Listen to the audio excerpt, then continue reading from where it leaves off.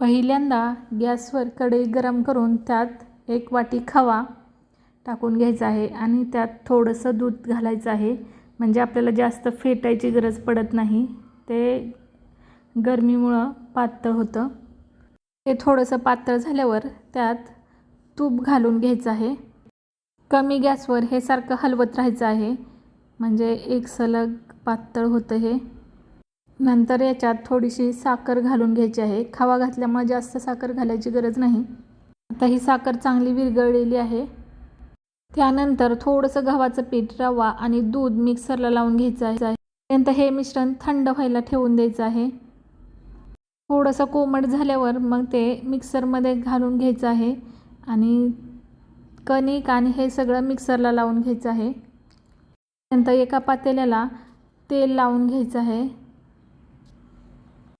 नंतर याच्यात थोडासा इनो घालून वरून थोडंसं पाणी घालायचं आहे आणि पुन्हा हे चांगलं मिक्स करून घ्यायचं आहे आणि त्या पातेल्यात टाकून घ्यायचं आहे.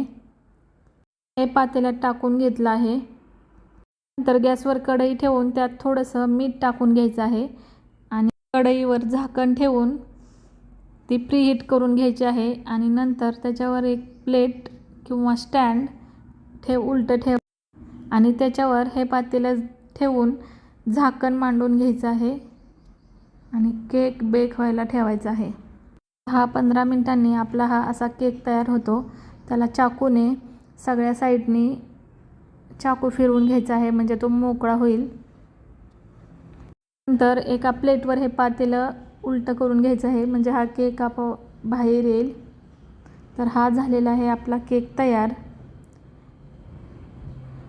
तर पीस कापल्यावर बघू शकता तुम्ही किती स्पॉन्जी आणि टेस्टला पण एकदम बेकरीतल्या केकसारखाच होतो. आपला तयार झालेला आहे एकदम फ्लफी आणि स्पॉन्जी बेकरी स्टाईल केक.